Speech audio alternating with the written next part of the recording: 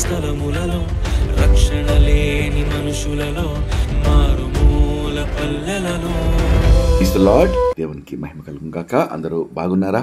ఈరోజు దేవుడు మనకిచ్చిన వాగ్దానము రండి కలిసి ధ్యానించుకుందాం. సామెతల గ్రంథము 28వ అధ్యాయము 19వ వచనం.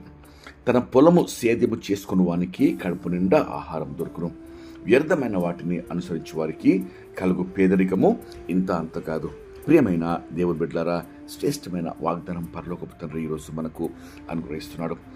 వ్యర్థమైన వాటిని అనుసరించకుండా తన పొలమును సేద్యం చేసుకుంటకు, అనగా దేవుడిచ్చిన అవకాశాలు, దేవుడిచ్చిన సామర్థ్యము, దేవుడిచ్చిన విద్య, దేవుడిచ్చిన సమస్తమైన నిపుణతను నీవు ఆధారం చేసుకొని దేవుని సహాయం కోరి నీవు శ్రమించి కష్టించి పని చేస్తే, నువ్వు చక్కగా దేవుని మార్గమునకు తల వంచి నడుచుకున్నప్పుడు దేవుడు ఉన్నతమైన మార్గంలో నిన్ను నడిపిస్తాడు.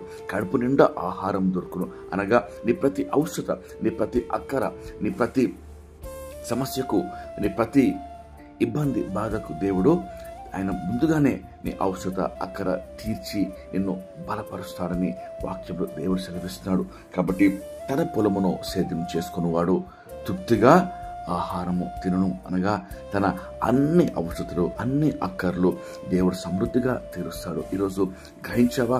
దేవుడు నీకు ఇచ్చిన సామర్థ్యము, నీకు ఇచ్చిన శక్తి, నీకు ఇచ్చిన బలము, మరి ఆరోగ్యము, ఆ రీతిగా అవకాశాలు సద్వినియోగం చేసుకుంటున్నావా?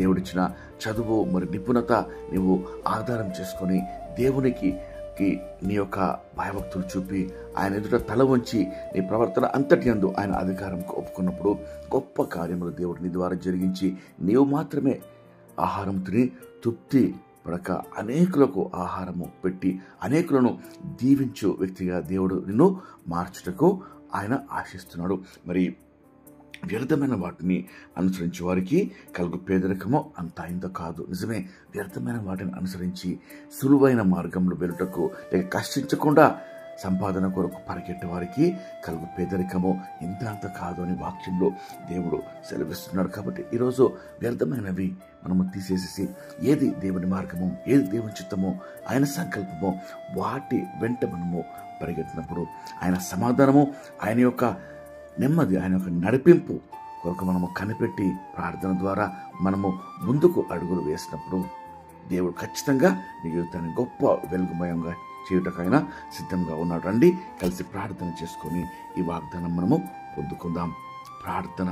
మహాపరిశుద్ధమైన మా ప్రేమ పరలోకపు తండ్రి, మీరు ఇచ్చిన శ్రేష్టమైన వాగ్దానంకై మీకు ఎంతో స్తోత్రం చెల్లిస్తున్నామయ్యా. తన పొలము సేద్యము చేసుకుని వాడు కడుపు నిండా అన్నము దొరుకునని వాక్యంలో సెలవిస్తుండగా ఈరోజు మీరు మాకు ఇచ్చిన అవకాశాలు, మాకు ఇచ్చిన బలము, శక్తి, ఆరోగ్యము, ప్రభువా, విద్య, ప్రభువా, అనేక అవకాశాలు ప్రభువా సద్వినియోగం చేసుకుంటూ పరిశుద్ధాత్ముడా మాలో మీ ఆత్మకార్యము జరిగించమని, మీ స్వరము మాకు వినిపించి స్పష్టంగా మాతో మాట్లాడమని ప్రభు, ఏది మీ మార్గమో, ఏది మీ ఆలోచనో, మీ యొక్క ప్రభు ఉద్దేశము మాకు తండ్రి చూపించండి. బిడ్డలు ప్రభు చక్కగా ఆ మార్గంలో వెళ్ళి తండ్రి వారు ప్రభు దీవించబడి అనేకులకు దీవెనకరంగా అయా మార్చబట్టుకు మీ కృప దయచేమని వేడుకొచ్చడం.